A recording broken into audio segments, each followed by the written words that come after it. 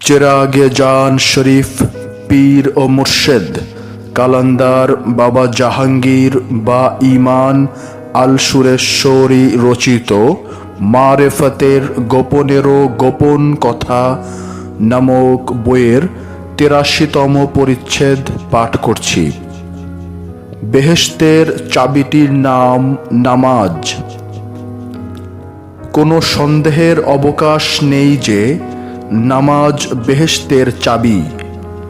দরজায় তালা দেওয়া থাকলে যেমন খোলার জন্য চাবির দরকার, সেরকম বেহেশতের দরজা খোলার জন্য যে চাবির দরকার, সেই চাবিটির নাম হলো নামাজ।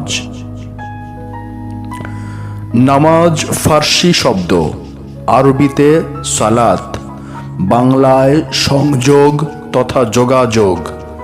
কিছুদিন আগেও আমরা খোদা হাফেজ বলতাম, এখন আল্লাহ হাফেজ বলি, কারণ খোদা বলার চেয়ে আল্লাহ বলাতে বেশি সওয়াব হাসিল হয়। আল্লামা ইকবাল তার রচনায় খোদা শব্দটি বেশি ব্যবহার করেছেন, কিন্তু আল্লাহ বলার মাঝে যে বেশি সওয়াব হাসিল হয় এটা তার হয়তো জানা ছিল না। আরবি ভাষায় ডক্টরেট ডিগ্রি লাভ করেও আল্লামা ইকবাল আল্লাহর বদলে খোদা লিখেছেন, অথচ সাধারণ মোল্লারা আল্লাহ বলাতে বেশি সওয়াব হাসিল হবার সুসংবাদটি দান করেছেন। নামাজ রোজা হয়তো একদিন উঠে গিয়ে সালাত সিয়াম বলা চালু হয়ে যেতে পারে। আগে দেখেছি বাপ চাচারা সবাই ধুতি পরতেন, কিন্তু এখন ধুতি কেবল হিন্দুরাই পরেন। আগে দেখেছি দু চারজন প্যান্ট শার্ট পরতে এবং খ্রিস্টানদের পোশাক বলে মন্তব্য করা হতো। নামাজ যেমন বেহেশতের চাবি, তেমনি দোজখের চাবিটির নাম হলো মুনাফেকি।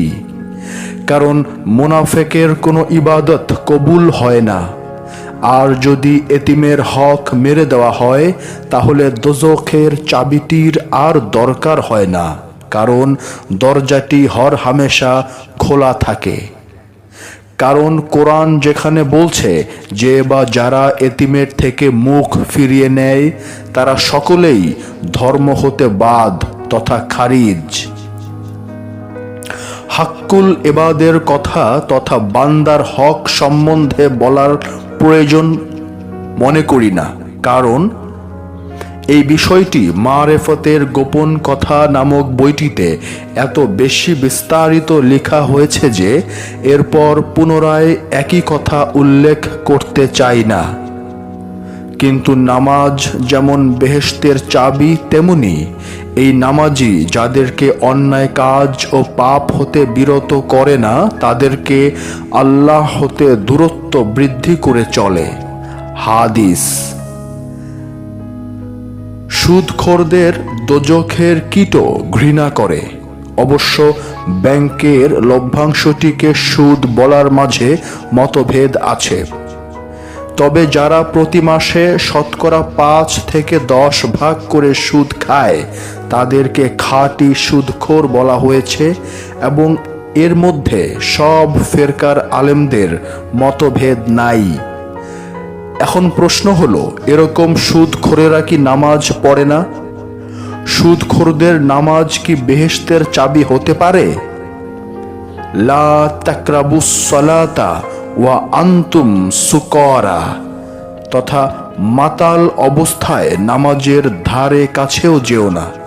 এই বাক্যটি হতে যদি মাতাল অবস্থায় তথা আনতুম সুকারা শব্দগুলো না বলে কেবল লা তাকরাবু সালাতা তথা নামাজের ধারে কাছেও যেও না বাক্যটি তুলে ধরা হয়, তাহলে বাক্যটির অর্থ হয়ে যায় সম্পূর্ণ উল্টা এবং ভুল বোঝাবুঝি তৈরি হয়।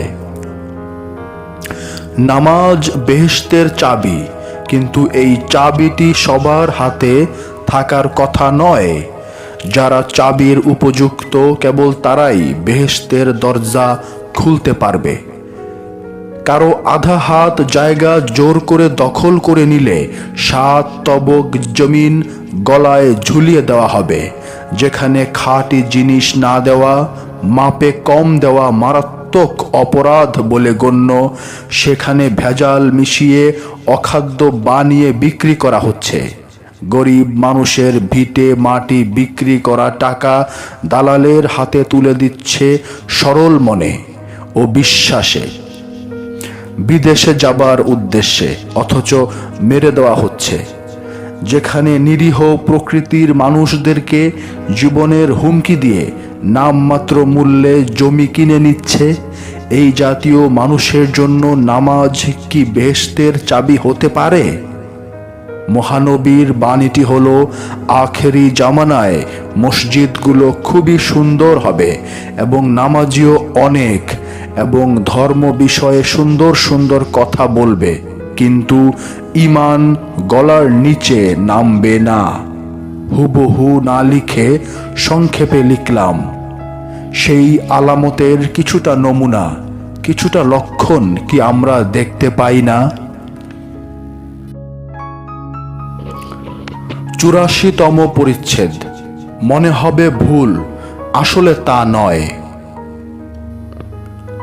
আপন পীর বা গুরুকে বাবা বলা যাবে না বলে যারা ফতোয়া দেয়, তাদেরকেই জিজ্ঞেস করি যে আপনারা ছেলে এবং মেয়েকে বাবা মা বলেন কেন? আপন ছেলে মেয়ে সত্যি আপনাদের বাবা মা? আপনার ছেলে কি জন্ম দিয়েছে অথবা আপনার মেয়ে পেটে ধারণ করেছে? যদি বলেন না, তাহলে আপনার ছেলে এবং মেয়েকে বাবা মা বলে ডাকেন কেন? তাহলে কি আপনার দেওয়া ফতোয়াটি আপনারই উপর পড়ছে না? বারবার একটি কথা মনে রাখতে হবে যে এক ইসলাম 73টি ফেরকায় ভাগ হয়ে আছে। সহজ সরল মুসলমান ভাইয়েরা হয়তো জানেন না যে সৌদি আরবের মুসলমানেরা সুন্নি মুসলমান নয়, বরং ওহাবি ফেরকার অনুসারী। ওহাবিদের আসল আকিদা সম্পূর্ণ আলাদা, অথচ এই ওহাবিরা টাকার জোরে সুন্নিদের মাঝে ঢুকে মতভেদ তৈরি করার প্রাণপণ চেষ্টা চালিয়ে যাচ্ছে। তবে এখন এই মুহূর্তে সবকিছু ভুলে গিয়ে সুন্নিদের ঐক্যবদ্ধ হওয়ার খুবই প্রয়োজন। কে বড় কে ছোট এই মানসিক অ্যালার্জিতে না ভুগে বড় স্বার্থের দিকে চেয়ে সবাইকে এক প্ল্যাটফর্মে দাঁড়াতে হবে। তা না হলে হয়তো একদিন এর ভয়ঙ্করতাটি হাড়ে হাড়ে টের পাওয়া যাবে এবং তখন কারো করার কিছুই থাকবে না। আমরা সবাই তরিকতের অনুসারী এবং পরিপূর্ণভাবে সুফিবাদে বিশ্বাসী। সুতরাং সুফিবাদের প্রচার ও প্রসার হোক, এটা আন্তরিকভাবে চাই। কিন্তু সুশৃঙ্খলভাবে পরিকল্পনার অভাবে আজ ওহাবিরা এতটা সাহস পেয়েছে। অন্যথায় আমাদের যদি একটি মজবুত সংগঠন থাকত, তাহলে আমাদের বিরুদ্ধে টু শব্দটি করতে পারত না। ওহাবিদের সংগঠন খুবই মজবুত এবং ধীরে ধীরে এত দূরে এগিয়েছে যে আজ দেশের প্রায় সব মসজিদগুলো তাদের দখলে চলে গেছে এবং এমনকি বড় বড় মাজারগুলো তাদের অধীনে। যদিও মাজার ও ফকিরদের প্রতি বিশ্বাস থাকা তো দূরে থাক, সামান্য সৌজন্যবোধটুকুও তাদের নাই, কারণ তারা তরিকতই মানে না। এই রকম নাজুক পরিস্থিতিতে আমরা আপনাদের সহযোগিতা চাচ্ছি। চাই বৃহত্তম স্বার্থের প্রতি উদার দৃষ্টি ও মন দিয়ে ছোট ছোট স্বার্থগুলোকে ভুলে গিয়ে এক কাতারে দাঁড়াতে। আমরা বাংলাদেশের যতগুলো দরবার ও খানকা শরীফ আছে, সবার নাম ঠিকানা এখনো নিতে না পারলেও কিছুটা নিতে পেরেছি। আপনি যদি না আসতে পারেন তো চিঠির মাধ্যমে যোগাযোগ রাখলেও চলবে এবং আপনার আশেপাশের পীর সাহেবদের নাম ঠিকানা দিলে আরও ভালো হয়। আমাদের মাঝে আমলগত পার্থক্য থাকতে পারে এবং থাকাটাই স্বাভাবিক, কিন্তু সবাই যে সুফিবাদে বিশ্বাসী এতে কারো সন্দেহ থাকার কথা নয়। এখানে আমাদের স্বার্থ এক ও অভিন্ন। কে বড় কে ছোট এটা তো পার্থক্য করে ওহাবিরা। আমরা সুফিবাদে বিশ্বাসীরা এরকম চিন্তা করতেই চাই না। সুতরাং আসুন এবং একটু চিন্তা করে দেখুন যে এই ঐক্যের প্রয়োজন আছে কিনা। যেখানে আমিত্বের কোরবানি করে কামেল হতে হয়, সেখানে আমিত্বের চার দেয়ালে আমরা কেউ আবদ্ধ থাকাটা পছন্দ করি না এবং বিশ্বাসও করি না। এই ক্ষেত্রে আপনাদের সহযোগিতা আন্তরিকভাবে পাব বলে আশা করি। 85তম পরিচ্ছেদ। রক্ত নয়, বংশের পরিচয় নূরে। দুটো বিষয় শক্ত করে ধরে রাখতে পারলে কখনোই পথ হারা হবে না। মহানবীর আদেশ। আদেশটির সাক্ষী 1,20,000 সাহাবার সামনে গাদিরে খুমের মহানবীর ভাষণ। শ্রোতা 1,20,000 সাহাবা। মহানবী মাত্র দুটো জিনিস মজবুত করে ধরে রাখার আদেশ দিলেন। দুটো জিনিসের একটি হলো কিতাব। কেতাবটি অনুসরণ করার আদেশ সবাই মেনে নিতে পারেন। মনটাকে নিরপেক্ষ করার অনুরোধ আপনাকে করছি। যিনি বইটির পাঠক তাকেই অনুরোধ করছি। পাঠক ভাই, কি করে অপর আদেশটিকে সবাই মেনে নিতে পারেন?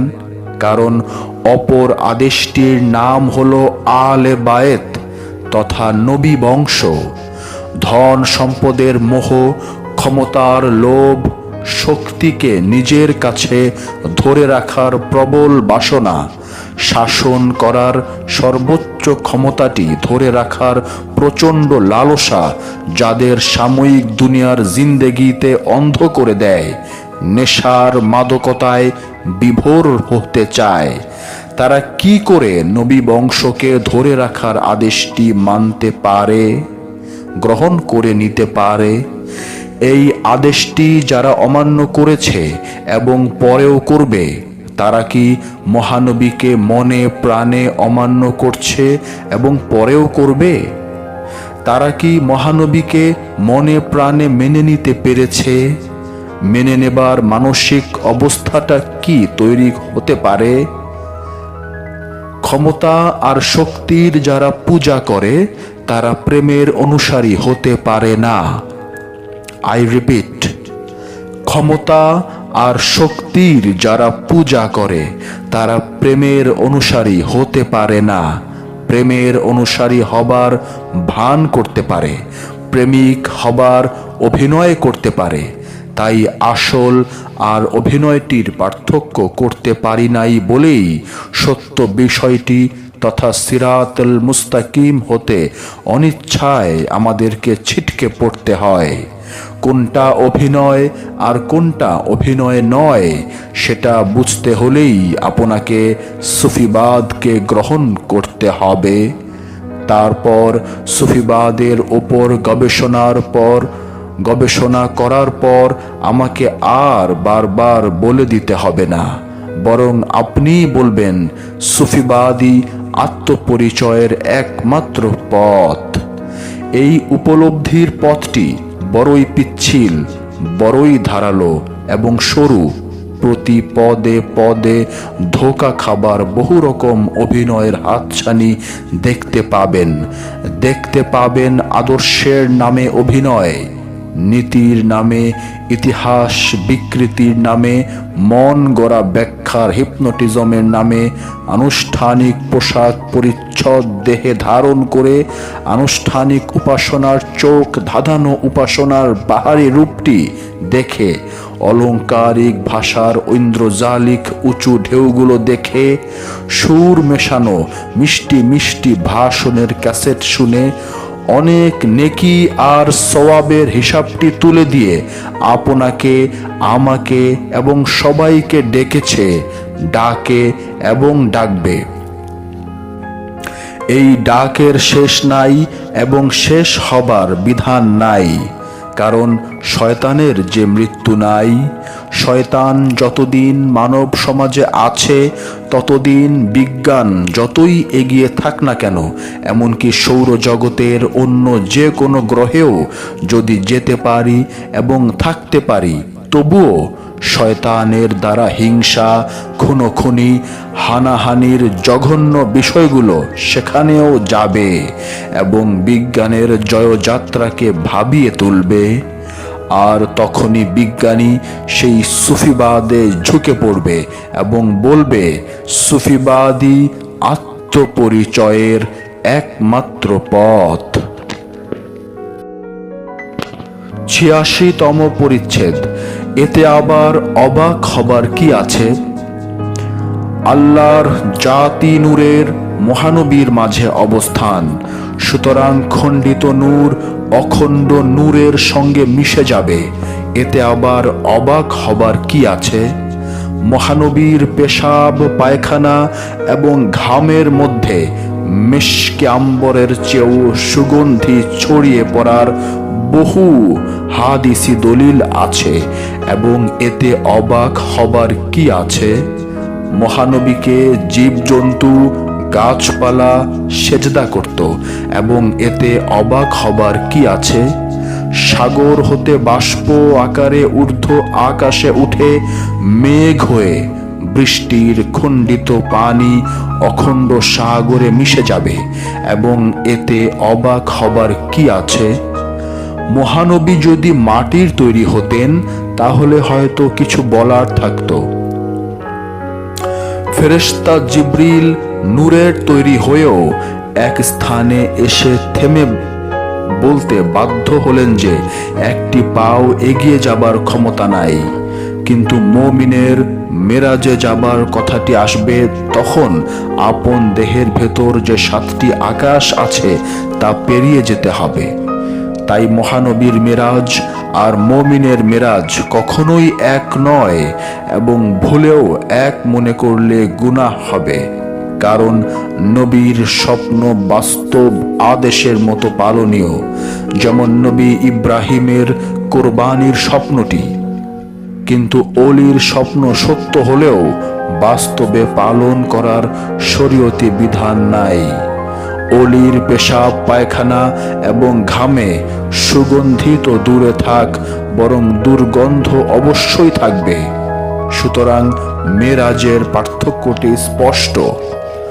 মানুষের আনুষ্ঠানিক সেজদা আর জিন, তারকা এবং গাছের আনুষ্ঠানিক সেজদা কখনোই এক নয়, কারণ মানুষের মতো এদের হাত, পা, মাথামুন্ডু নেই, যদিও সবার বেলায় সেজদা শব্দটি ব্যবহার করা হয়েছে। আমরা জানতে পারি মাহবুবে এলাহি নিজামুদ্দিন আউলিয়ার প্রধান খলিফা হযরত আমির খসরু লা মোকামে গিয়েছেন। কোন ওলি আল্লাহতে ফানা হয়ে একাকার হলেও কিন্তু আনা মুহাম্মদ তথা আমি মুহাম্মদ বলেননি, কারণ ওলিরা জানেন যে এরকম কথা বলা সরাসরি হারাম এবং গুনার কাজ। আমার জানা মতে সবচেয়ে উলঙ্গ কথা বলেছেন হযরত বু আলী শাহ কালান্দার। কালান্দার এমন সব উলঙ্গ কথাও বলে গেছেন তার রচিত দেওয়ানে, যে ফার্সি ভাষাটি তুলে অনুবাদ করিনি এই জন্য যে শরীয়ত বলতে আর কিছুই থাকে না।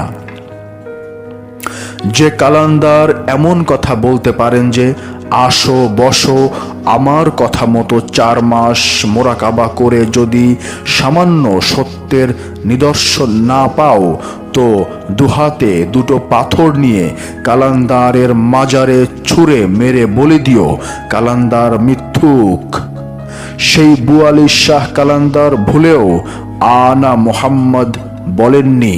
তাই কিছু সুফিবাদের গবেষক বই লিখতে গিয়ে এমন সব সূক্ষ্ম ভুল করে বসেন যে সেই ভুল আর জীবনেও শুধরিয়ে নিতে পারেন না, এবং সেই সব সুফি গবেষকদের অনুসারীরা অবশেষে আস্ফলনের লাফালাফি এবং সব কিছু বুঝে যাবার মেকি ভান করা, অপরদেরকে কিছুই জানে না ভাবা এবং অবশেষে বিভ্রান্তির অশ্বডিম্ব প্রসব করে প্রতিটি আচার আচরণে বেয়াদবি ফুটে ওঠে। অবশ্য অপ্রিয় সত্য কথাটি হলো, তকদিরের লিখন অখণ্ডনীয়। মহানবীর ওপর নাজেল করা বাণীগুলোকেই কোরআন বলতে এবং মানতে হবে। যদিও কোরআনই ঘোষণা করেছেন যে মহানবীর জীবনেও একটি কথা আপন প্রবৃত্তি হতে বলেননি, তবুও মহানবীর কথাগুলোকে হাদিস বলি। তাকে কোরআনের মর্যাদা দিতে তিনি নিজেই মানা করেছেন। কিছু ইসলাম গবেষক এরকম অতি সূক্ষ্ম বিষয়গুলোতে তালগোল পাকিয়ে ফেলেন। সাবধানতা অবলম্বন না করে উচ্ছ্বাস ও আবেগের প্রশ্রয় দিলে তালগোল পাকিয়ে ফেলাটা স্বাভাবিক। 87 নম্বর পরিচ্ছেদ, কোনটা সত্য আর কোনটা মিথ্যা। শয়তানের কুমন্ত্রণা যে কত প্রকার আর কত ডিজাইনের তা গুণে শেষ করা যায় না, এবং বুঝবার মতো শক্তি থাকা সত্ত্বেও মনের অজান্তে শয়তানের নানা রকম কুমন্ত্রণার ফাঁদে নিজেকে জড়িয়ে ফেলে প্রলুব্ধ করে ফেলে। তাই আল্লাহ বারবার আশ্রয় চাইতে বলেছেন আল্লাহর নিকট। প্রশ্ন উঠে, বারবার আল্লাহর কাছে আশ্রয় চাওয়ার পরও কি শয়তানের শয়তানি হতে বাঁচতে পারে? না, পারা যায় না। মুখে বারবার শয়তান হতে আশ্রয় চাইলেও আশ্রয় পাওয়া যায় না। তা যতবারই পড়ি না কেন, মুখের পড়াতে শয়তান হতে মুক্তি পাওয়া যায় না। তাহলে কি করলে, কি উপায় অবলম্বন করলে শয়তান হতে মুক্তি লাভ করে আল্লাহর আশ্রয় পাওয়া যেতে পারে? গবেষণা করতে থাকুন। নিরপেক্ষ মন নিয়ে গবেষণা চালিয়ে যান যে কি কি কাজ করলে শয়তান হতে আশ্রয় পাওয়া যেতে পারে। রহমানের জিকিরে মশগুল থাকলে শয়তান হতে মুক্তি পাবার কথা কোরআন বলেছে। সেই জিকির কেমন করে করতে হবে এবং সেই জিকির কি সব সময় সর্বকর্মের মধ্য দিয়ে করতে হবে? সর্বকর্মে নিয়োজিত থেকে কেমন করে জিকির প্রতিষ্ঠা করা যায়?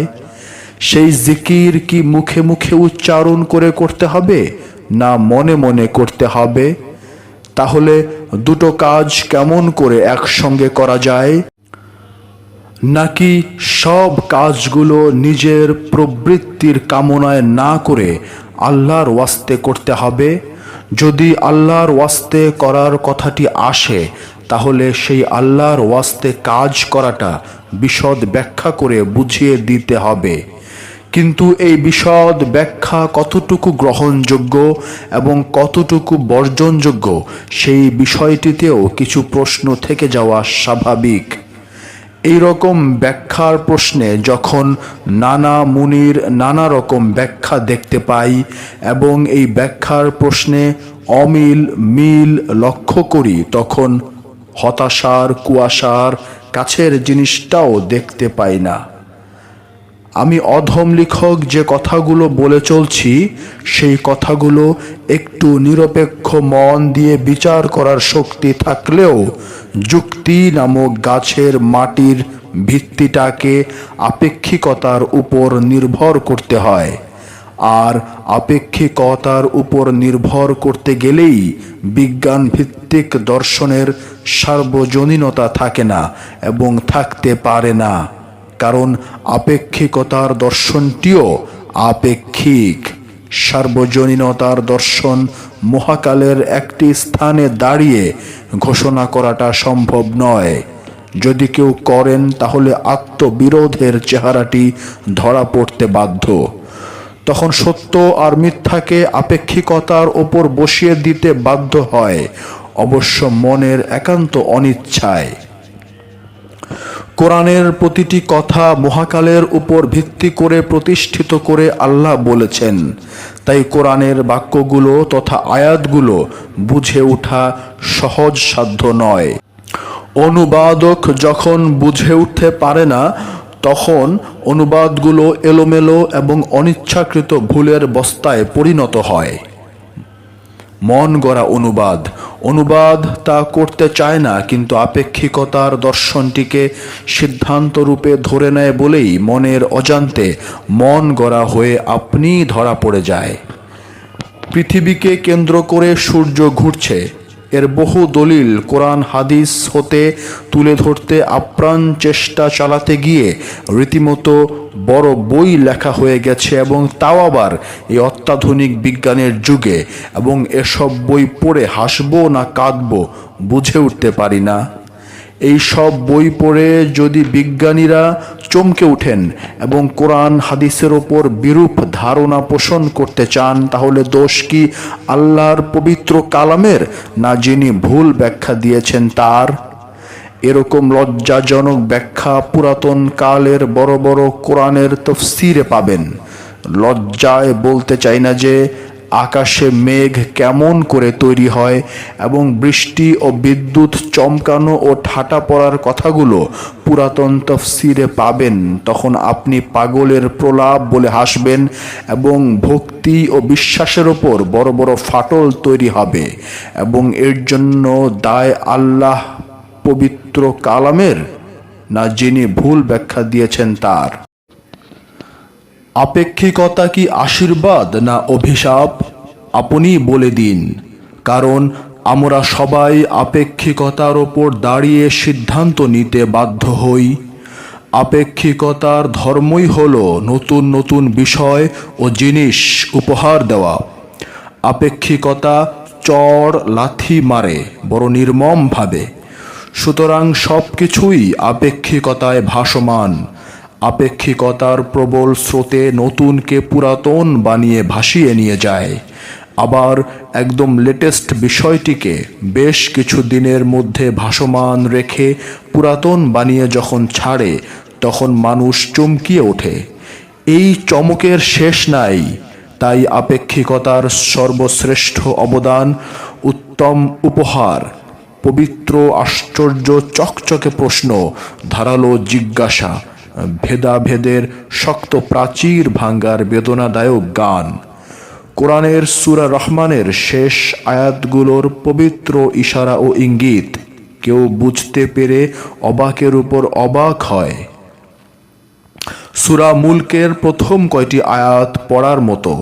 আবার কেউ কোনো কিছু বুঝতে না পেরে পীর পূজা আর গোর পূজা ইসলামেতে নাই বলে আর্তনাদ করে। ৮৮তম পরিচ্ছেদ। মহানবীর এলমে গায়েবের বিষয়ে এ যুগেও বলে দিতে হয়। উদ্দেশ্যহীন আনুষ্ঠানিক উপাসনার কতকগুলো ধরাবাঁধা নিয়ম চার দেয়ালের শক্ত বন্ধনে আবদ্ধ করে ফেলে। তখন দেয়ালের কঠিন বন্ধনগুলোকেই ধর্মের মূল মন্ত্র বলে অনেকেই মনে করে। এই সব আনুষ্ঠানিকতার পেছনে আরও কিছু জানবার বুঝবার যে থাকতে পারে, সেটা মেনে নিতে পারে না এবং মেনে নিতে মন চায়ও না। যত ভালো করেই বোঝানো হোক না কেন, যত যুক্তি প্রদর্শন করা হোক না কেন, যত প্রকার অকাট্য প্রমাণ আর সুস্পষ্ট দলিল তুলে ধরা হোক না কেন, মেনে নেওয়াটা তখন আর সম্ভবপর হয়ে ওঠে না। কারণ বাধা ধরা গর্তের বাইরে যেতে পারে না, এজন্য যে মনটা একটা ভারী বোঝা বহনকারী গাধায় পরিণত হয়ে যায়। এটাই জন্মচক্রের অবধারিত তকদীরের খেলা। এই খেলা মরণ অবধি খেলে যেতেই হবে। ইচ্ছা এবং অনিচ্ছাটা ওই নিছক দেয়ালের মধ্যেই ঘুরতে থাকে। মহানবীর এলমে গায়েব জানার বিষয়টি ধরা যাক। এলমে গায়েব জানার বিষয়টি যদি কেউ একবার অস্বীকার করে বসে, তাহলে হাজার দলিল দাঁড় করালেও মেনে নিতে পারে না।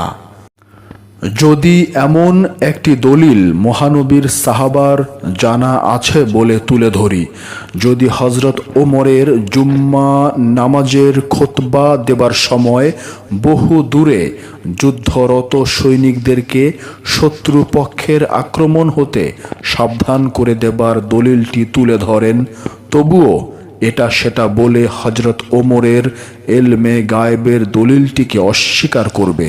কারণ এরকম লোকের প্রথম এবং শেষ সিদ্ধান্তটি হলো এলমে গায়েবকে অস্বীকার করা। যদি আপনি কোরআনের সূরা আল ইমরানের একটি দলিল তুলে ধরেন, যেখানে হযরত ঈসা নবী তার অনুসারীদেরকে সরাসরি বলছেন যে তিনি তার হাজার হাজার অনুসারীরা কে কি দিয়ে খেয়ে এসেছে একটি একটি করে সবার কথা বলে দিতে পারেন। কেবল খাবার খেয়েছে তা মামুলি বিষয়, বরং হাজার হাজার অনুসারীদের বাড়ি ঘরে কোথায় কি কি রাখা আছে তাও বলে দিতে পারেন। কি সাংঘাতিক কথা! কেবল খাবার বিষয়টি নয়, বরং বাড়ির কোথায় কোন জিনিসটি আছে তাও নির্ভুলভাবে বলে দিতে পারেন। এরকম আগাম কথাগুলো বলে দেওয়াটিকে এলমে গায়েব বলা হয়।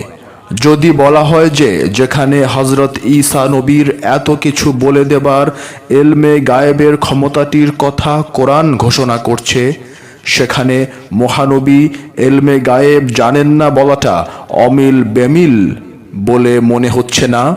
যদি ধরে নেওয়া হয় মহানবী সত্যি এলমে গায়েব জানতেন না, তাহলে কি ঈসা নবী হতে মহানবীকে ছোট করা হয় না? যদি ঈসা নবীর বর্তমান অনুসারীরা আমাদেরকে বলেন যে আপনাদের নবী এলমে গায়েব জানতেন না বলে ওহাবি মুসলমানরা বলে থাকে, তাহলে আপনাদের কোরআনই ঈসা নবীর এলমের গায়েব জানার কথাটি বলছে। তাহলে কাকে বড় বলবো? আপনারাই বলুন। তাহলে আর কি উত্তর দেব? কারণ আমি যে দলিলটি পেশ করলাম তা কোরআনের দলিল।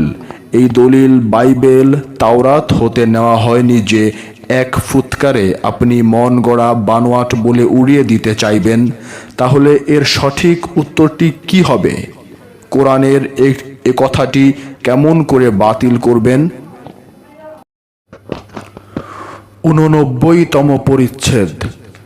এলমে লাদুনি সিনায় থাকে, মাথায় নয়।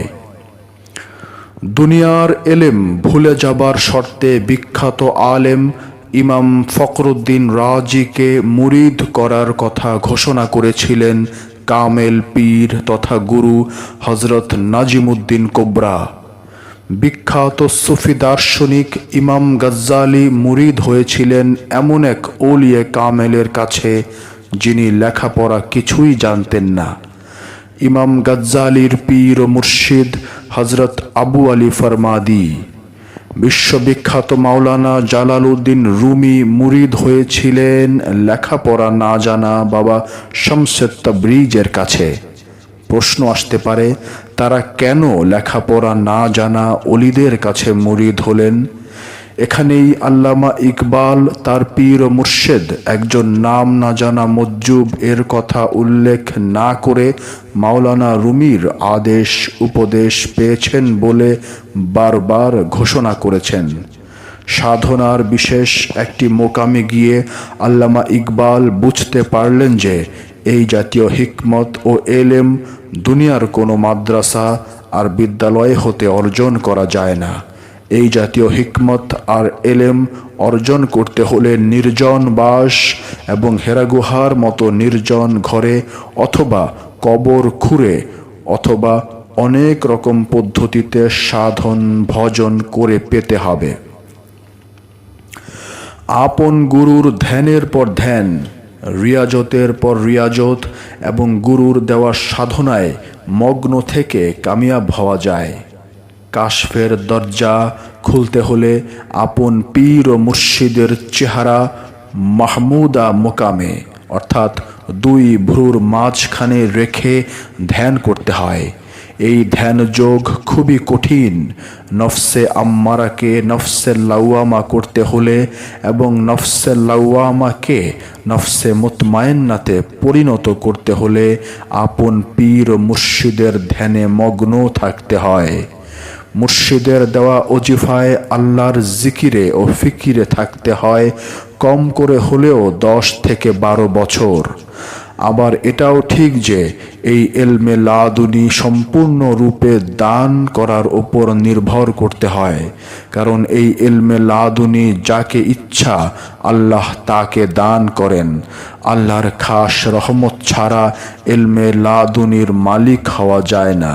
তাই পীরের প্রতি বিশেষ আকর্ষণ ও ভালোবাসার মাধ্যমে আল্লাহ রহমত দান করেন। কোরআন বলছে, যাকে হিকমতের জ্ঞান দান করা হয় তাকে যথেষ্ট কল্যাণ দান করা হয়। পীরের প্রতি গভীর ভালোবাসার একটি বিশেষ দিক সর্বপ্রথম নজরে রাখতে হবে।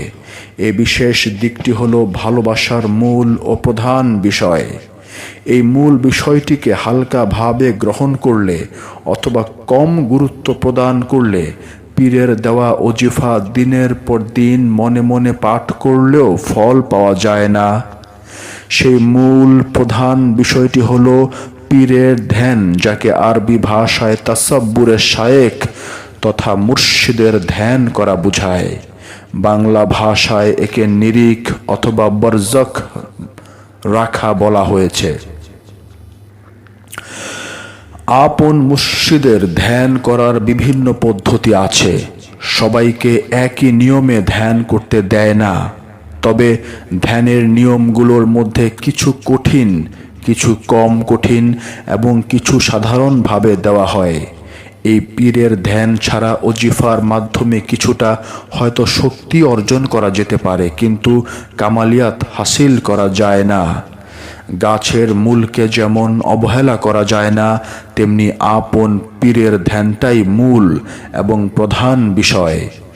সবচেয়ে কঠিন ধ্যান করার পদ্ধতিটা হলো মুরিদের তথা আমার হাত দুটো পীরকে দিয়ে দিলাম, আর কোনোদিন বলবো না যে হাত দুটো আমার। ভিখারিকে যেমন 1 টাকা দান যেমন ফেরত পাবার আশা করি না, তেমনি হাত দুটো পীরকে দান করে দিলাম। এভাবে মনে মনে ধ্যান করতে চেষ্টা করতে হবে যে পা দুটোকে পীরকে দিয়ে দিলাম, চোখ দুটো দিলাম, জিহ্বা কান দিলাম, তারপর সর্বশেষ সমস্ত দেহটাই পীরকে দান করে দিলাম। আমার বলতে কিছুই অবশিষ্ট রইল না। তাহলে এই প্রকার ধ্যানের পরিণাম কি দাঁড়ায়? চোখ দুটো যেহেতু পীরকে দান করা হয়েছে, সেহেতু চোখ দিয়ে পীর দেখছেন, আমি দেখি না। জিহ্বা দিয়ে পীরে খান, আমি খাই না। কান দিয়ে আমি শুনি না, পীরে শোনেন।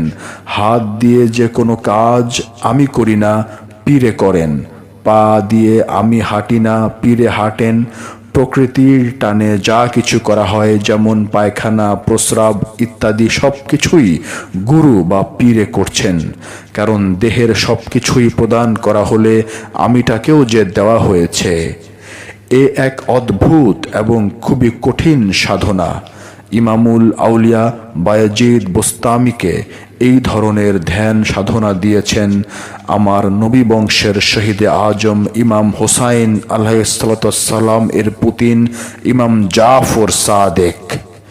এই সাধনার মাধ্যমেই নাসুত, মালাকুত এবং জবরুত মোকাম পার হয়ে লাহুত মোকামে তুলে আনেন। সাধনার পথে এটাই শেষ মোকাম। এই মোকামে এলে আকাও থাকে না, গোলামও থাকে না। ইমামুল আউলিয়া বায়েজিদ বোস্তামি পীরের দেওয়া এই প্রকার কঠিন ধ্যান যোগে শেষ মোকামে গিয়ে বললেন, আনা সুবহানি মা আজামুশানি, তথা আমি সুবহানি, সব শান আমারই। এখানেই চরম তৌহিদ তথা একত্বে বাস করা বুঝায়। 90তম পরিচ্ছেদ। বুখারী শরীফের 122 নম্বর হাদিস। আন আবি হুরায়রা ক্বালা হাফিজতু মিন রাসূলিল্লাহ ইওয়াইনে ফাআম্মা আহাদুহুমা ফাবাসতুহু ওয়া আম্মাল আখারু ফালাউ বাসতুহু কুতিয়া হাজাল মালউম।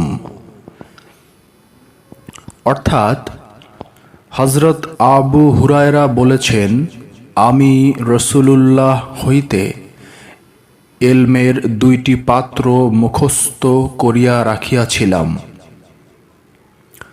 তাহারই একটি পাত্র আমি বিতরণ করিয়া দিয়াছি এবং অপরটি প্রকাশ করলে আমার কাটা যাইবে গলা।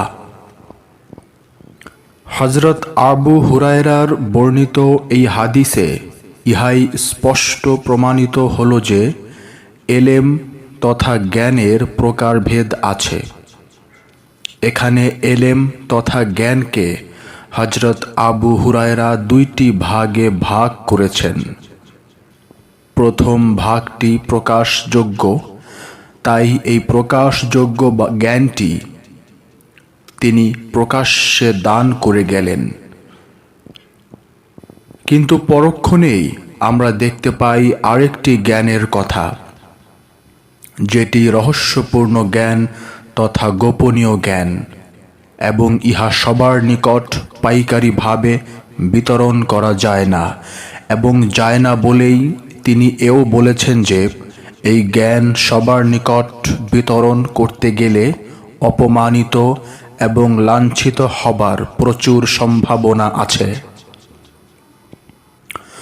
তাই আরবি ভাষায় কাটা যাইবে আমার গলা এই বাগধারাটির দ্বারা বুঝিয়ে দেওয়া হয়েছে যে এই জ্ঞান বিশেষ বিশেষ মানুষের মাঝে বিতরণ করা যায়।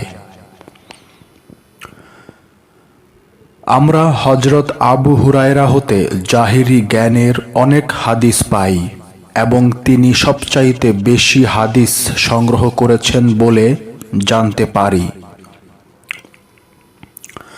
যেখানে জাহিরি এলেমের এতগুলো কথা পাই, সেখানে গোপনীয় জ্ঞান তথা গুপ্ত জ্ঞানটিও প্রকাশ্য জ্ঞানের চেয়ে কিছুটা কম বেশি হতে পারে। কিন্তু ইহাতে স্পষ্ট প্রমাণিত হল যে রহস্যময় গুপ্ত জ্ঞানের অস্তিত্বটি আছে এবং ইহাও যে একটি বিশাল আকারের জ্ঞান তাহা প্রমাণিত হল। এই রহস্যময় গুপ্ত জ্ঞানগুলো হযরত আবু হুরায়রা, যিনি আসহাবে সুফফার একজন সম্মানিত সাহাবা, তারই কথা। কিন্তু তিনি সবাইকে সমভাবে সেটা জানিয়ে দিলেন না। এই রহস্যময় গুপ্ত জ্ঞানটি যতই রহস্যে ঢাকা থাক না কেন, উহা তো মহানবী হযরত আবু হুরায়রাকে দান করেছেন। মহানবী কি কেবল আবু হুরায়রাকেই দান করেছেন? না, আমরা আরও জানতে পারি যে এই রহস্যময় গুপ্ত জ্ঞানটির বিষয়ে হযরত ইবনে আব্বাস, হযরত হুজায়ফা, হযরত আবু যর গিফারি, হযরত ইয়াসির বেগ আম্মার এরকম অনেক বড় বড় সাহাবাদের কাছে মহানবী বলে গেছেন। আরও একটু লক্ষ্য করার বিষয় হল, এই রহস্যময় গুপ্ত জ্ঞানটি মাথার মগজে বাস করে না, বরং সিনার মধ্যে তথা বুকে ধারণ করতে হয়। সুতরাং এই রহস্যময় গুপ্ত জ্ঞানটি সিনায় সিনায় অবস্থান করে এবং এই জ্ঞানটি অর্জন করতে হলে বছরের পর বছর নির্জনে ধ্যান সাধনা করতে হয়। তাই আমরা দেখতে পাই তাওহীদের শিক্ষা অনুযায়ী নিজে করে অপরকে উপদেশ দিতে হয় বলে মহানবী জাবালুন নূর পর্বতের 2500 ফিট উঁচুতে হেরা গুহায় সময়ে অসময়ে 15 বছর 1 মাস 19 দিন ধ্যান সাধনা করে গেছেন। মহানবী আমাদেরকে চোখে আঙ্গুল দিয়ে বুঝিয়ে দিয়ে গেলেন যে বিরাট ধৈর্য ধারণ করে ধ্যান সাধনার মাধ্যমে এই জ্ঞান অর্জন করতে হয়। দুনিয়ার জ্ঞানে যারা জ্ঞানী তাদেরও জ্ঞানকে দুটো ভাগে ভাগ করতে দেখি। একটি জ্ঞান হলো অনুকরণ করার জ্ঞান, অপরটি হলো সৃষ্টি করার জ্ঞান। অনুকরণ করার জ্ঞানটি যারা অর্জন করেন তারা 10-এর ভেতরেই একজন, কিন্তু যারা সৃষ্টি করার জ্ঞান অর্জন করেন তারা মোটেই 10-এর ভেতরে একজন নন, বরং 10-এর বাহিরে 11। সুতরাং দুনিয়ার জ্ঞানের প্রশ্নে যেখানে এত ব্যাখ্যা আর বিশ্লেষণের প্রয়োজন হয়, সেখানে আধ্যাত্মিক রহস্যপূর্ণ জ্ঞানটি অর্জন করতে হলে বিরাট ধৈর্য এবং ধ্যান সাধনার প্রয়োজন হয়। এখানে একটি কথা না বললে পাঠক গোলক ধাঁধায় পড়ে যেতে পারেন, আর সেই কথাটি হলো মহানবী বলেছেন যে আদম যখন মাটি ও পানিতে ভাসমান তখনও তিনি নবী। সুতরাং এই হেরা গুহার ধ্যান সাধনাটি আমরা কেমন করে এই রহস্যময় গুপ্ত জ্ঞানটি অর্জন করতে পারি তারই একটি সুন্দর ব্যবস্থাপত্র।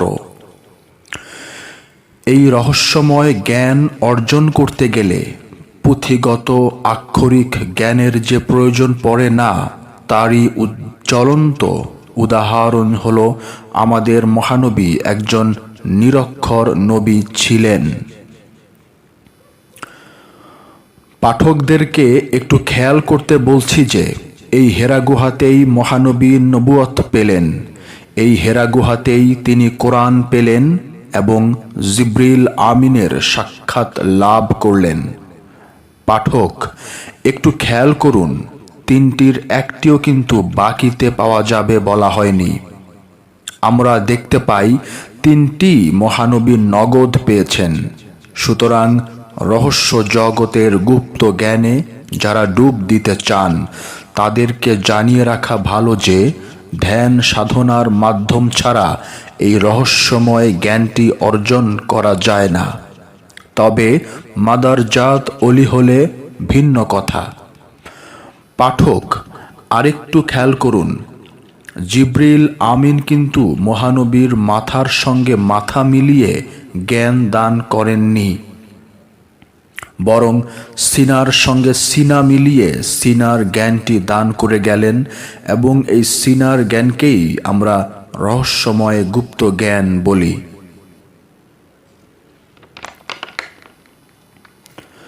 যারা এই রহস্যময় গুপ্ত জ্ঞানটিকে অস্বীকার করেন তাদেরকেও দোষ দেওয়া যায় না, কারণ জন্মের পূর্বেই আল্লাহ পাক তকদিরে লিখে দিয়েছেন যে এদের কপালে রহস্যের জ্ঞান নাই। যেমন কোরআন প্রকাশ্যে ঘোষণা করেছে যে মহানবী আপন প্রবৃত্তি হতে একটি কথাও বলেননি, তথা আল্লাহ যা বলার উপযুক্ত উহাই মহানবীর মাধ্যমে বলে দিয়েছেন। সুতরাং মহানবীর আগের গুনাহ এবং পেছনের গুনাহ সবগুলো মাফ করে দেওয়া হয়েছে, এই কথাটি একটি ডাহা মিথ্যা কথা, একটি উলঙ্গ আবর্জনার বিরক্তিকর বোঝা, একটি সাংঘর্ষিক বিষয়ে পরিণত হয়ে যায়। কারণ মহানবী যেখানে একটি কথাও আপন প্রবৃত্তি হতে বলেন নাই, সেইখানে গুনাহ করা অবান্তর, অবাস্তব এবং মিথ্যার ঝুড়ি। অথচ এই মিথ্যার ঝুড়ি অনেকেই মনের অজান্তে ভুল করে বহন করে চলছি। এর চেয়ে নিকৃষ্ট ভাষ্য আর কি হতে পারে? এই জঘন্য অপবাদটি মুসলমানদের 73 ফেরকার মধ্যে একমাত্র ওহাবি ফেরকার অনুসারীরা দিয়ে থাকে, এবং ওহাবি ফেরকাকে যারা সজ্ঞানে এবং অজ্ঞানে অনুসরণ করে তারাও নবী গুনাহ করেছেন কথাটি মেনে নেয়।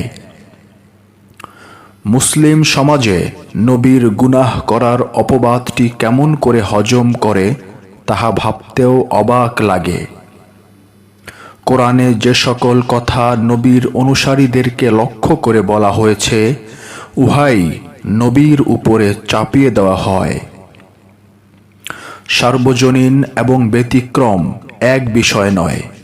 সাধারণ বিষয়গুলো সর্বসাধারণকে বলা যায় এবং সর্বসাধারণকে বুঝিয়ে দেওয়া যায়, কিন্তু ব্যতিক্রম বিষয়টি যাহা অতি রহস্যময় বিষয় এবং সূক্ষ্ম দর্শন, তা সর্বসাধারণকে বুঝিয়ে দেবার প্রশ্নই উঠে না।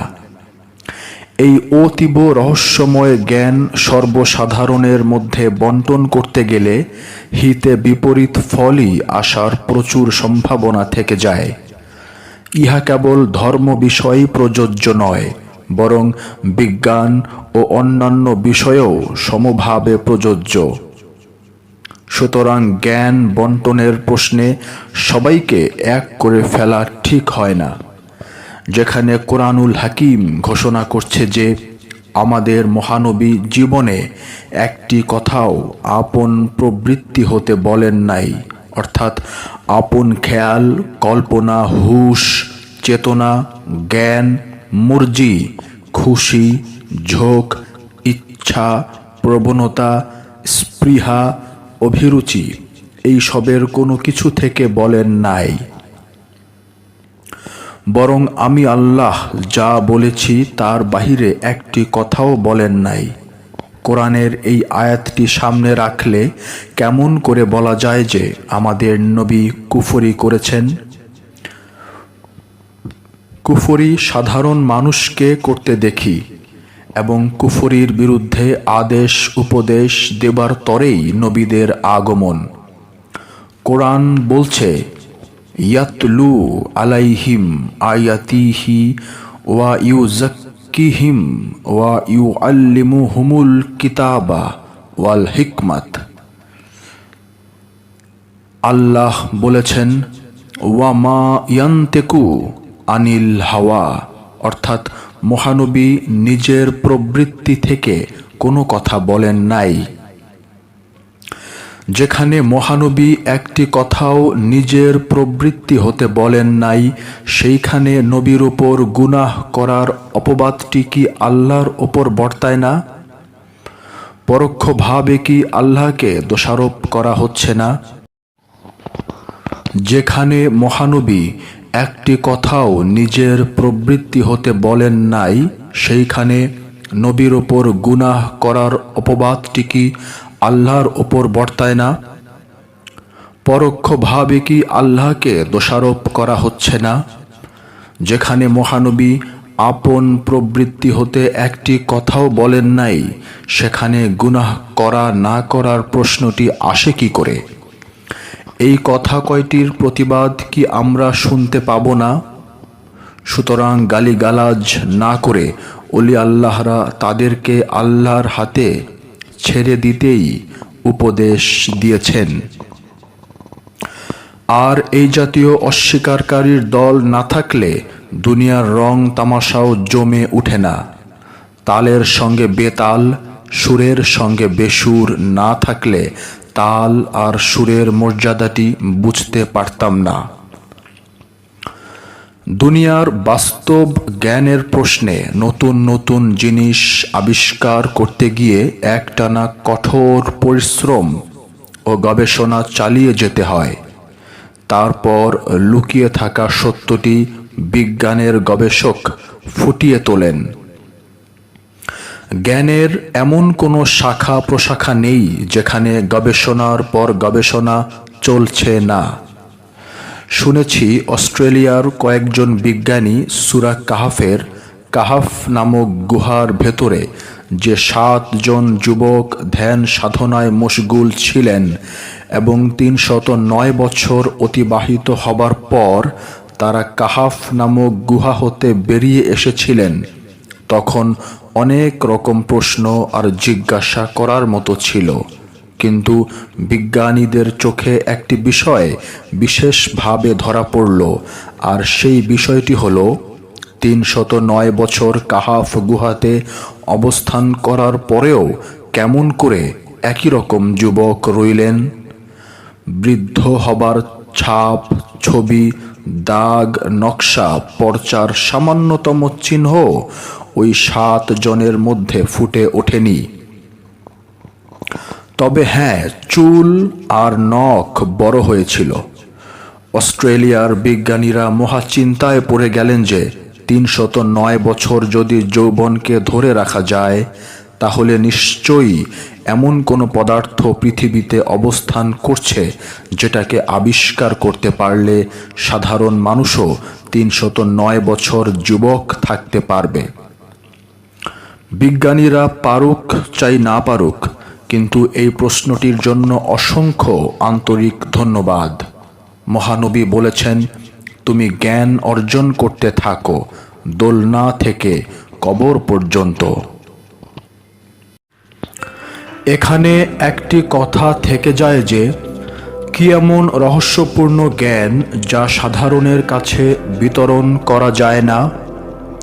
নিশ্চয়ই এমন কিছু অতি গোপনীয় রহস্যপূর্ণ জ্ঞান যা হযরত হুরায়রা, হযরত ইবনে আব্বাস, হযরত হুজায়ফা, হযরত আবু যর গিফারি এরকম অনেক বিশেষ বিশেষ সাহাবীরাই জানতেন এবং বিশেষ বিশেষ জ্ঞানী লোকদেরকে জানিয়ে দিতেন।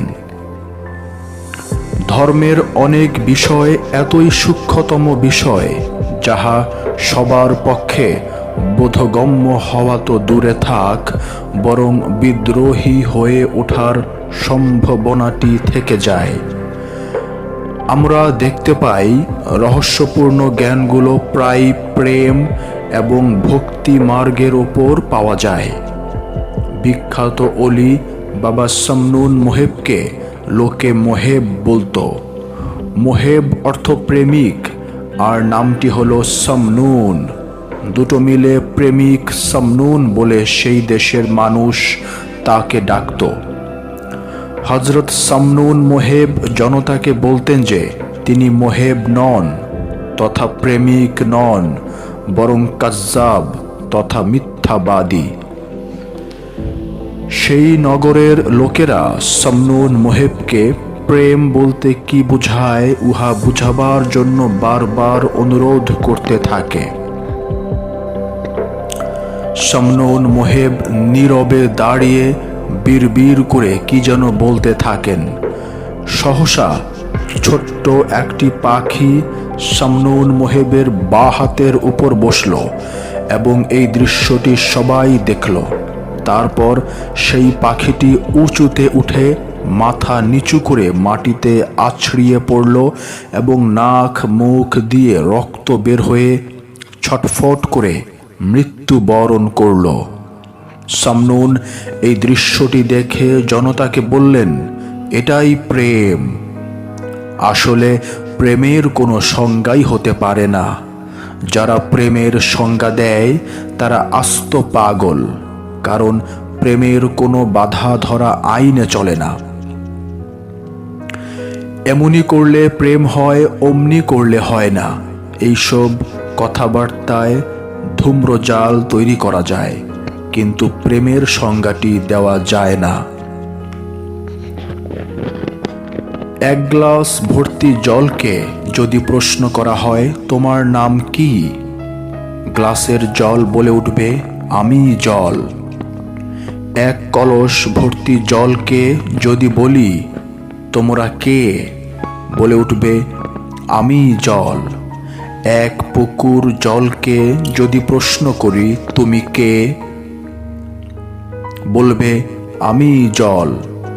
নদীতে ভরা জলকে যদি বলা হয়, তুমি কি? বলবে, আমি জল।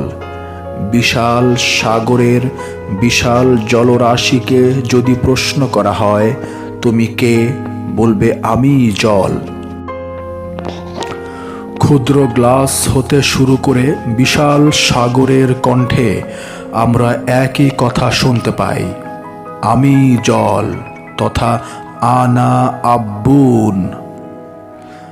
পাত্রের বিভিন্নতা থাকতে পারে, পাত্র ছোট বড় হতে পারে, কিন্তু সবগুলো পাত্রতে একই জিনিস, আর সেই জিনিসের নাম হলো আমি জল। সাগরের জল, সুনামি, হারিকেন, ঝড় তুফান তুলে তাণ্ডবের দানবীয় খেলা খেলতে পারে, কিন্তু গ্লাসের জল তা পারে না।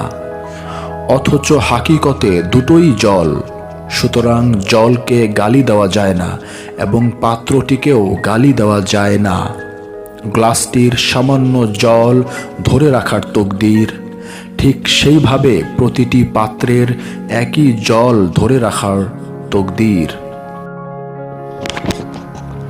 তাই যীশুখ্রিস্ট বলেছেন, ভালোকে তো সবাই ভালোবাসে এবং এই ভালোবাসাটা নিতান্ত স্বাভাবিক ব্যাপার,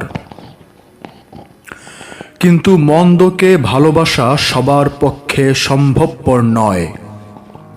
মন্দকে যিনি ভালোবাসতে পারেন তিনিই তো মহাপুরুষ, তিনি তো 10-এর বলয়ের বাইরে 11 হয়ে দাঁড়িয়ে আছেন।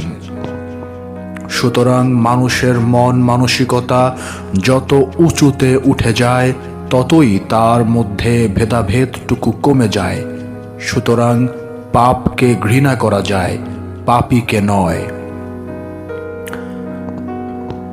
যে জ্ঞানের পাত্রটি এতই গোপনীয়, এতই রহস্যপূর্ণ, উহা সর্বসাধারণের কাছে প্রকাশ করা যায় না। প্রকাশ করতে গেলে অনেক সময় হিতে বিপরীতে পরিণত হয়। ইহা দুনিয়ার অভিজ্ঞতাতেও পরিষ্কার দেখা যায়।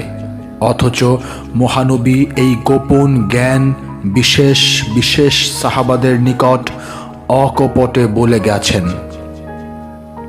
কথিত আছে যে একবার মহানবী তার বিশেষ সাহাবীদেরকে জান্নাত জাহান্নামের বর্ণনা দিতেছিলেন। মহানবী যখন বললেন যে জান্নাত আসমান জমিন ব্যাপ্ত, তখন জনৈক সাহাবা মহানবীকে প্রশ্ন করলেন যে জান্নাতের দৈর্ঘ্য প্রস্থ যদি আসমান জমিন ব্যাপ্ত হয় তাহলে জাহান্নামের স্থান কোথায়? মহানবী সঙ্গে সঙ্গে উত্তর দিলেন এই বলে যে দিন আসলে রাত্রি কোথায় যায় এবং রাত্রি আসলে দিন কোথায় যায়। বিশেষ সাহাবারা রহস্যটি বুঝতে পেরেছেন, কিন্তু সেই মুহূর্তে একজন সাধারণ সাহাবা মহানবীকে জান্নাত জাহান্নাম বিষয়টি বুঝিয়ে দিতে বললেন। মহানবী সেই সাধারণ সাহাবাকে জান্নাতের আনন্দময় পরিবেশের কথা বুঝিয়ে দিলেন এবং এতে সেই সাধারণ সাহাবা খুশি হয়ে হাসি মুখে বেরিয়ে গেলেন এবং বললেন যে জিহাদে যোগদান করবেন। হাতে গোনা কয়েকজন অতি উঁচু স্তরের সাহাবাদের মহানবী মসজিদে নববীর এক পাশে ধ্যানমগ্ন হবার শিক্ষাটি দিতেন এবং ইহা কমবেশি সবার জানা থাকার কথা। যে সকল উঁচু মানের সাহাবারা ধ্যানস্থ হবার গোপন বিষয়গুলো মহানবীর কাছ থেকে জেনে নিতেন এবং সেই অনুযায়ী ধ্যানস্থ হয়ে থাকতেন, সেই দৃশ্যটি দেখে জনৈক সাহাবা কিছু অসামঞ্জস্যপূর্ণ কথাবার্তা বলাতে মহানবী রাগান্বিত কণ্ঠে বললেন যে যা তোমরা বোঝো না সেই বিষয় নিয়ে কোনো মন্তব্য করতে যেও না।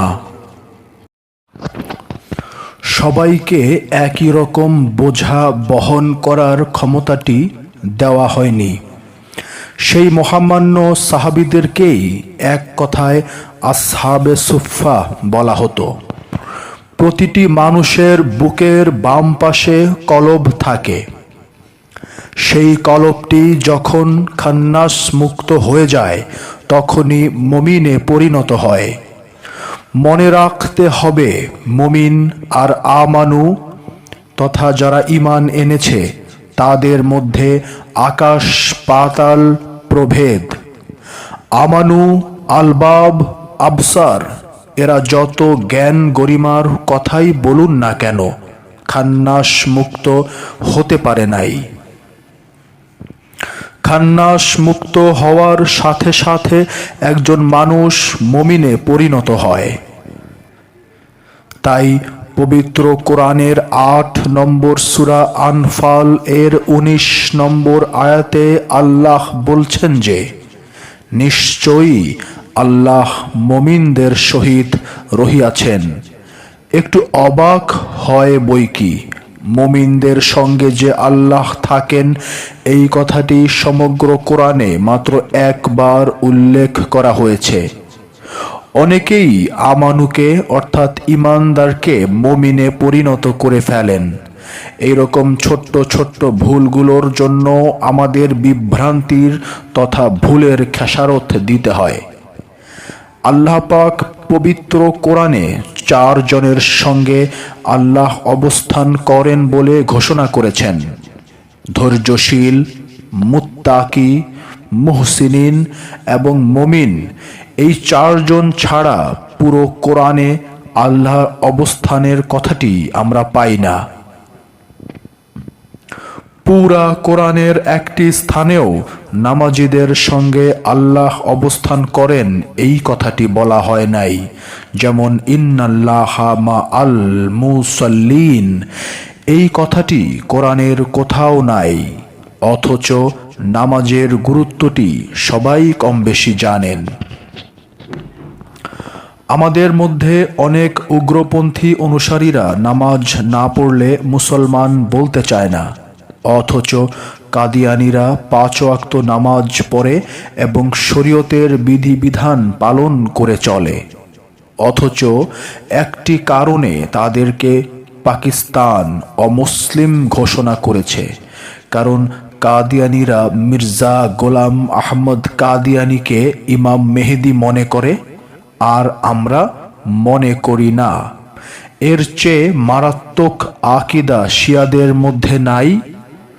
তাহলে শিয়াদেরকে কেন অমুসলিম ঘোষণা করা হলো না? কারণ শিয়ারা কাদিয়ানীদের মতো নিরীহ নহে।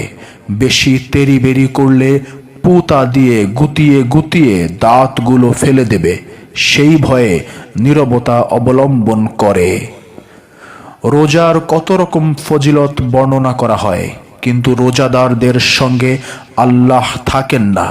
কোরআনের কোথাও বলা হয়নি ইন্নাল্লাহা মা আস-সায়েমিনা, অর্থাৎ রোজাদারদের সঙ্গে আল্লাহ অবস্থান করেন। এমনকি যারা হজ করতে যান সেই হাজিদের বিষয়ে কোরআন একবারও বলেননি যে আল্লাহ হাজিদের সঙ্গে অবস্থান করেন। ইন্নাল্লাহা মা আল হুজ্জাজ। আরও মনে রাখুন যে যারা পশু কোরবানি করে তাদের সঙ্গেও আল্লাহ অবস্থান করেন না। ইন্নাল্লাহা মা আন-নুসুকিনা, অর্থাৎ কোরবানিকারীদের সঙ্গে আল্লাহ অবস্থান করেন। এই কথাটি কোরআনে একবারও নাই। আরও আশ্চর্য হবেন, যারা জাকাত প্রদান করেন তাদের সঙ্গেও আল্লাহ অবস্থান করেন না। যেমন কোরআনের কোথাও নাই ইন্নাল্লাহা মা আল মুজাক্কিনা, অর্থাৎ নিশ্চয়ই আল্লাহ জাকাত প্রদানকারীর সাথে আছেন। যদিও কোরআন দান খয়রাতের আদেশ উপদেশ দিয়ে ভরপুর, তবুও বিষয়টি দৃশ্যমান তথা দেখা যায়। দৃশ্যমান বিষয়গুলোতে আন্তরিকতার সঙ্গে কপটতাও থাকে বলেই যেমন দান সদগাকারীদের সঙ্গে আল্লাহ আছেন বা থাকেন এরকম বাক্য একটিও কোরআনে নাই। ইন্নাল্লাহা মা'আস সিদ্দিকিনা, অর্থাৎ নিশ্চয়ই আল্লাহ শাহাদাত বরণকারীদের সঙ্গে আছেন, এ কথা কোরআনে পাবেন না। এমনকি যারা আল্লাহর প্রতি কৃতজ্ঞতা প্রকাশ করেন তাদের সঙ্গেও আল্লাহ আছেন এমন একটি বাক্য কোরআনে নাই।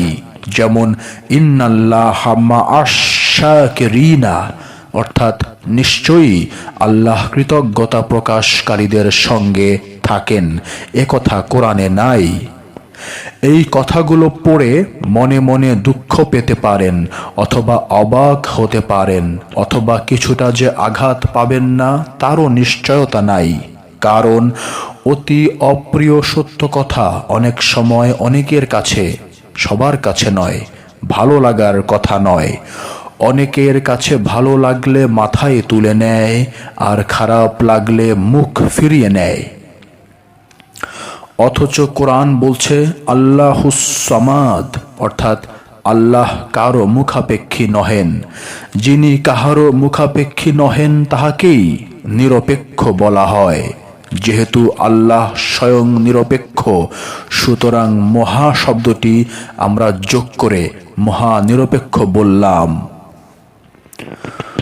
৩৯টি বছর কোরআন হাদিস গবেষণা করে বিরাট একটি জ্ঞান অর্জন করেছি।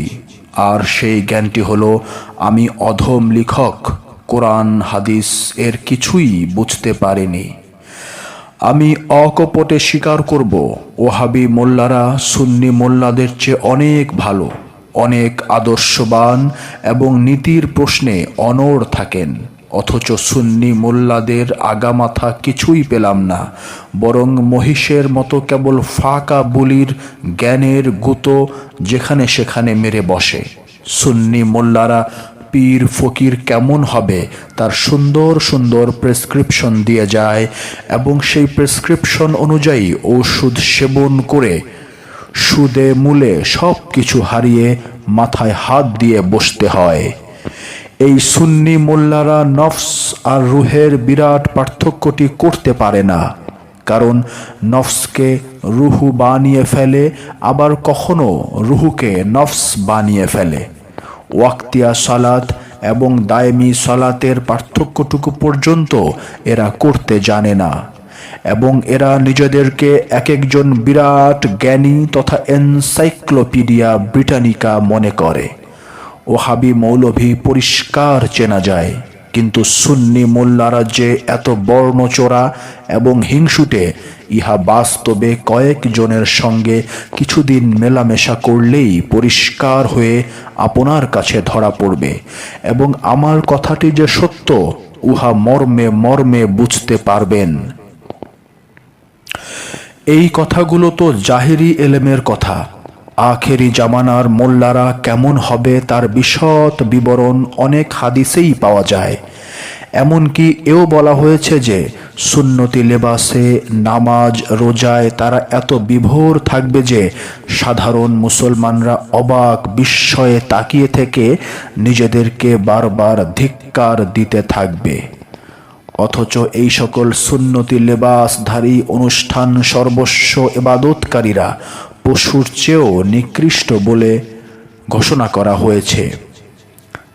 সিররে হক জামে নূর এবং অন্যান্য গ্রন্থে লেখা আছে। পাঠকদেরকে সামান্য ঘাটাঘাটি করতে অনুরোধ করলাম এই জন্য যে আমার কথাগুলো সত্য না মিথ্যা দেখুক।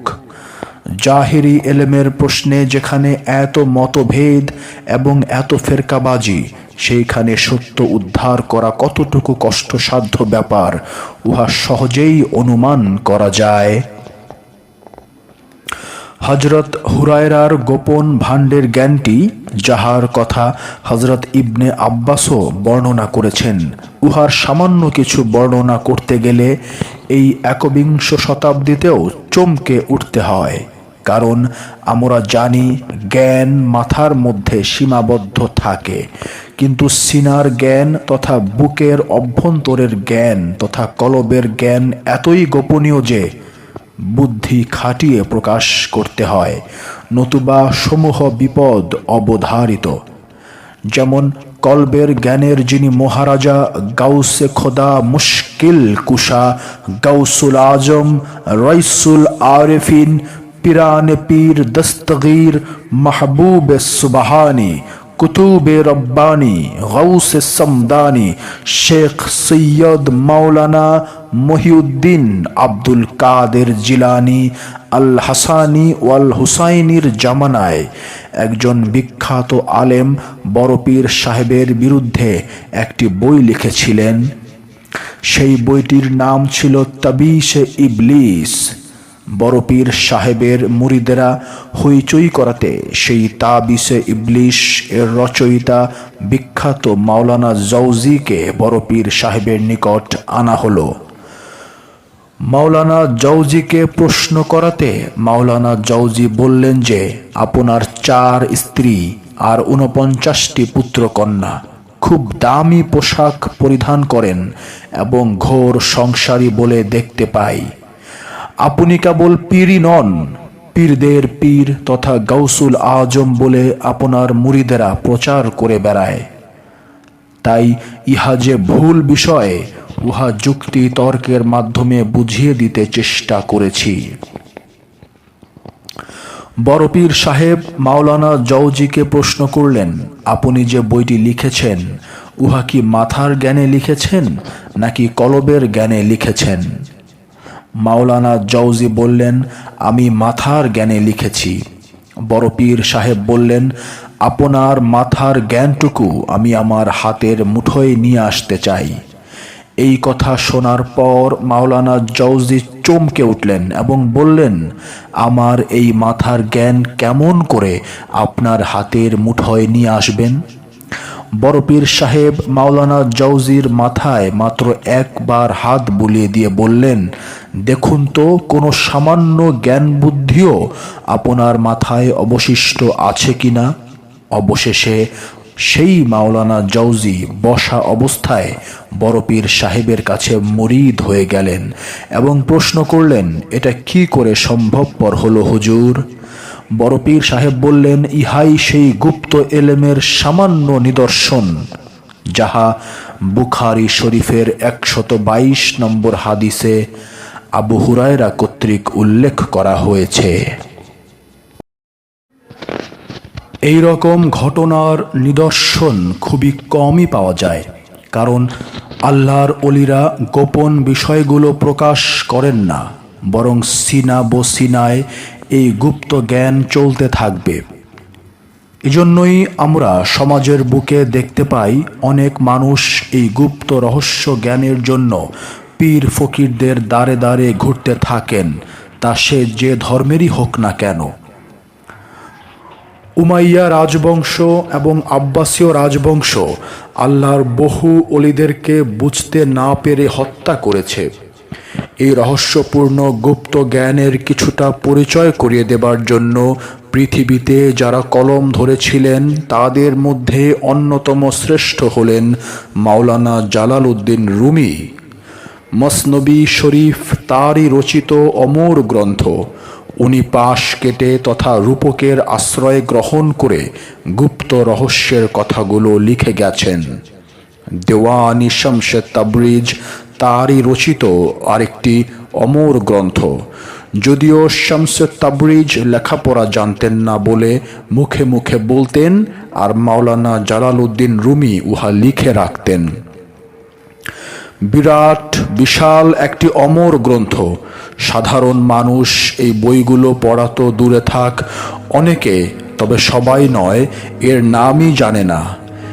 এইভাবে মহিউদ্দিন ইবনুল আরাবির ফতোয়ায়ে মক্কিয়া, শাহ সুফি মাওলানা জান শরীফ শাহ রচিত নূরে হক গঞ্জে নূর এবং শাহ সুফি সদরুদ্দিন আহমদ চিশতি রচিত কোরআন দর্শন নামক কোরআন তফসিরের 3টি খণ্ড এবং ইসলাম ধর্মে মতভেদের কারণ বইগুলো পড়লেই গুপ্ত জ্ঞান বলে যে কিছু একটা আছে উহা পরিষ্কার বুঝতে পারবেন।